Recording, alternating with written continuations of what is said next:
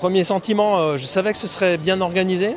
En Mayenne, c'est à la fois un club extrêmement mobilisé, bien organisé, avec un très bel équipement. On avait déjà organisé une compétition internationale l'an dernier, une Coupe d'Europe.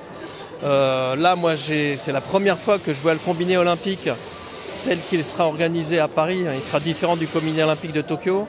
J'ai été très intéressé par la formule. Je trouve ça, ce combiné bloc-difficulté avec une nouvelle façon de classer les blocs. Je suis un peu dans la technique, mais waouh, ça va marcher. Alors, en Mayenne, c'est un département où il y a plus de 1000 licenciés. Vu la taille du département, c'est assez remarquable. Ça s'appuie sur des clubs extrêmement dynamiques. Et puis avec un équipement ici hors pair, alors qui est centré sur de l'événementiel, mais malgré tout, qui pour des événements est particulièrement adapté. De nombreux compétiteurs internationaux sont venus me dire que la qualité de l'organisation des événements ici, c'est juste, ça sort de l'ordinaire, quoi. Le fait qu'il y ait un championnat d'Europe, c'est la fédération qui a présenté la candidature. On savait que ce faisant il y avait des résultats très positifs de l'organisation l'an dernier. Donc la fédération internationale a rapidement validé que notre proposition d'organiser le championnat d'Europe du combiné olympique, il y aura une place à prendre pour prendre un ticket pour Paris. Ça a été olympique pour la première fois à Tokyo 2020, qui a eu lieu en 2021 pour les raisons que l'on connaît.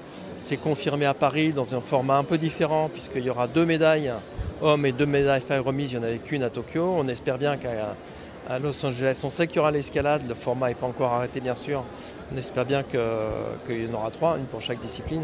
En tout cas, ça assoit durablement l'escalade dans les grandes compétitions internationales. Cet été, notre championnat d'Europe a été organisé à Munich dans le cadre d'un championnat il y avait, je crois, 8 disciplines qui avaient leur championnat du monde simultanément. La couverture média, du coup, a été meilleure. C'est une retombée énorme. L'escalade, c'est un sport qui monte dans tous les sens du terme. On monte au mur, mais c'est une pratique qui se développe énormément dans nos clubs, mais aussi dans les salles privées. Donc ça marche bien. Alors déjà, vous avez raison, la fédération française, c'est montagne escalade. Donc on a d'autres activités. Ce qui est unique en France, c'est qu'on est une fédération qui sera présente à Paris aux Jeux Olympiques 2024, mais aussi à Milan Cortina d'Ampezzo en 2026, puisqu'on a aussi la délégation pour le ski alpinisme et qui rentre aux Jeux Olympiques d'hiver 2026. Donc c'est un sacré challenge que nous relevons, je pense, avec pas mal de réussite. On est sur les podiums, aussi bien en escalade qu'en ski alpinisme, donc c'est un challenge.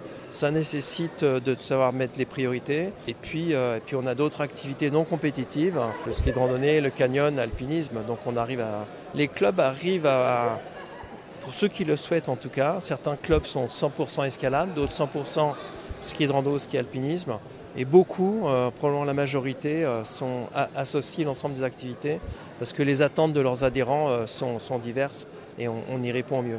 C'est aussi des clubs qui accueillent pour les plus jeunes 3-4 ans dans certains clubs et puis jusqu'à des personnes de plus de 70 ans trouvent leur activité au sein de nos clubs. Cette diversité, c'est une vraie richesse.